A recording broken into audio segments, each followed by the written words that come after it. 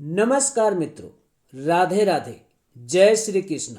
मित्रों, आज मैं आपको महिलाओं के मासिक धर्म से जुड़े ऐसे रहस्य बताने वाला हूं जो बड़ा ही दिलचस्प और ज्ञानवर्धक है। मित्रों, क्या आप जानते हैं कि महिलाओं को होने वाले मासिक धर्म का पुराणों में उल्लेख है? उन्हें मासिक धर्म क्यों होता है, इस पर एक पौराणिक कथा भी मौजूद है जो इंद्रदेव से संबंधित है। मित्रों, कथा को शुरू करने से पहले आपसे एक छोटा सा निवेदन है कि वीडियो को लाइक और शेयर करना ना भूलें, और अगर चैनल में नए हैं तो चैनल को सब्सक्राइब जरूर करें।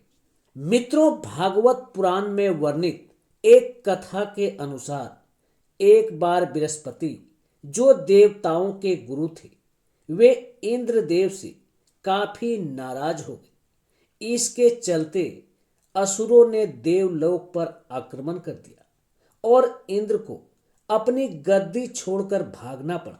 असुरों से खुद को बचाते हुए वे सृष्टि के रचनाकार भगवान ब्रह्मा के पास पहुंचे और उनसे मदद मांगने लगे।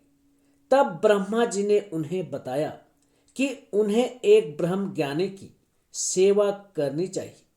यदि वह प्रसन्न हो जाए तभी उन्हें उनकी गद्दी वापस प्राप्त होगी।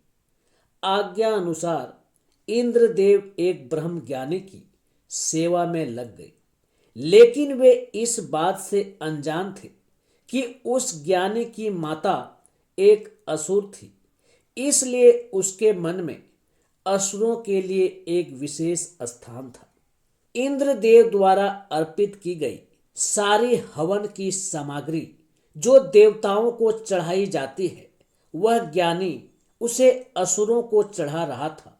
इससे उनकी सारी सेवा भंग हो रही थी।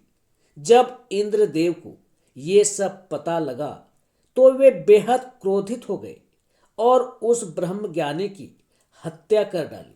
एक गुरु की हत्या करना घोर पाप था, जिस कारण उन पर ब्रह्म हत्या का पाप लग गया। ये पाप एक भयानक राक्षस के रूप में इंद्र का पीछा करने लगा।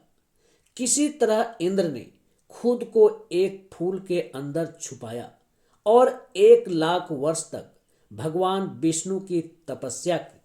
तपस्या से प्रसन्न होकर भगवान विष्णु ने इंद्रदेव को बचा तो लिया, लेकिन उनके ऊपर लगे पाप की मुक्ति के लिए एक सुझाव दिया। इसके लिए उनको पेड़, जल, भूमि और स्त्री को अपने पाप का थोड़ा थोड़ा अंश देना था।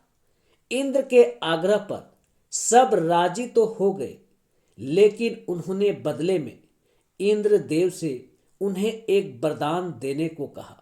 सबसे पहले पेड़ ने उस पाप का 1/4 हिस्सा ले लिया, जिसके बदले में इंद्र ने उसे एक वरदान दिया। वरदान के अनुसार पेड़ चाहे तो स्वयं ही अपने आप को जीवित कर सकता है।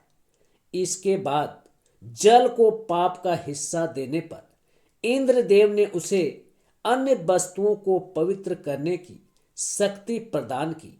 यही कारण है कि हिंदू धर्म में आज भी जल को पवित्र मानते हुए पूजा पाठ में इस्तेमाल किया जाता है। तीसरा पाप इंद्रदेव ने भूमि को दिया। इसके वरदान स्वरूप उन्होंने भूमि से कहा कि उस पर आई कोई भी चोट हमेशा भर जाएगी। अब आखिरी बारी स्त्री की थी। इस कथा के अनुसार स्त्री को पाप का हिस्सा देने के फलस्वरूप उन्हें हर महीने मासिक धर्म होता है, लेकिन उन्हें वरदान देने के लिए इंद्र ने कहा कि महिलाएं पुरुषों से कई गुना ज्यादा काम का आनंद उठाएगी। इस दौरान वे ब्रह्म हत्या यानी कि अपने गुरु की हत्या का पाप ढो रही होती है। इसलिए उन्हें अपने गुरु तथा भगवान से दूर रहने को कहा जाता है। यही कारण है कि प्राचीन समय से ही मासिक धर्म के दौरान महिलाओं को मंदिर जाने की मनाही थी। मित्रों, जानकारी कैसी लगी कमेंट करके जरूर बताना। धन्यवाद।